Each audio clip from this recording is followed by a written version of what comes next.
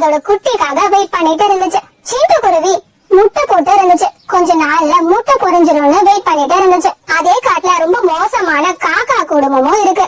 அந்த காக்கா குடும்பம் ரொம்ப ஓவரா பண்ற குடும்பம். நான் என்னோட குட்டிகளை ரொம்ப பாதுகாப்பா பாத்துக்கணும். அதுங்க கேக்குறது எல்லாம் வாங்கி தரணும். என்னோட முட்டையில இருந்து குட்டிங்க எல்லாம் வந்த உடனே குட்டிங்களை தனியா விட்டுட்டு நான் எங்கேயும் போக கூடாது. ஏங்க பாத்தீங்களா, கொஞ்ச தூரத்துல ஒரு பறவை சின்ன இருக்குல்ல, அது முட்டை வச்சிருக்கு. அப்படியா? எனக்கு தெரியாது சோனா.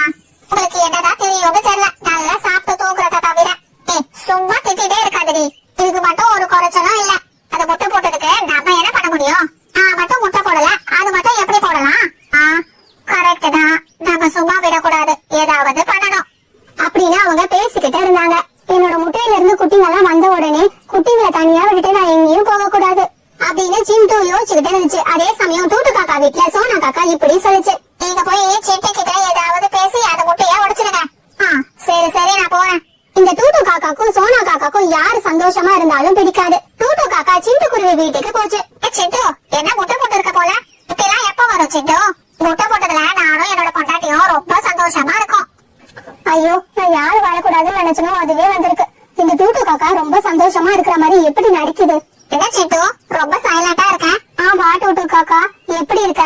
நீ வேணா போய் தண்ணி குடிச்சிட்டு வா சிண்டு. இல்ல வேண்டாம், போயிட்டு வா, நான் பாத்துக்கிறேன்.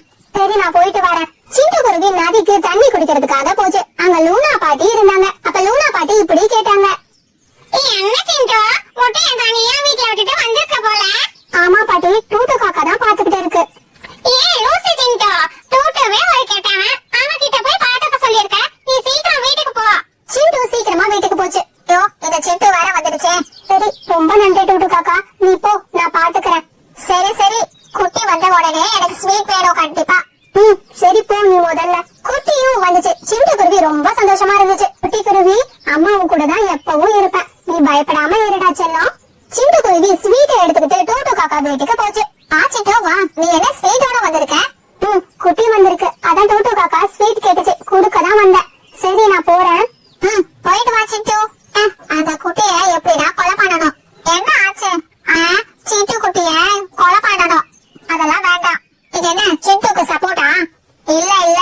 சிண்டு குருவி சோனா காக்காவும் டூட்டு காக்காவும் இப்படி பிளான் பண்ணிட்டு இருக்கிறத ஒளிஞ்சு இருந்து பாத்துச்சு. கடவுளே, இவங்க கிட்ட இருந்து நீங்க தான் என்னோட குட்டிய காப்பாத்தணும். சிண்டு சிண்டு, என்ன பண்ற? இந்த டூட்டு காக்கா, நான் உனக்கு ஒரு கிஃப்ட் வச்சிருக்கேன், வாங்கிக்கோ. சரி சரி, நீ இப்ப வீட்டுக்கு போ, பாய். சிண்டு குருவியும் அதுல கல்லெல்லாம் நிறைய வச்சு கொடுத்துச்சு. ஏன்னா டூட்டு காக்கா சுடு தண்ணி டெய்லியும் குடிக்கும். சரி, நான் போறேன். இதுல என்ன இருக்கு சிண்டு? இத சுடு தண்ணியில போட்டு குடிச்சா ரொம்ப சுவையா இருக்குமா. ரொம்ப நன்றி சிண்டு. சோனா காக்கா சுடு தண்ணியை கொதிக்க வச்சுக்கிட்டே இருந்துச்சு. அப்ப டூட்டு காக்கா கல்லெல்லாம் அதுல போட்டுச்சு. சுடு தண்ணி 2 பேர் மேலேயும் கொட்டுச்சு. 2 பேரும் வழியில கத்துனாங்க.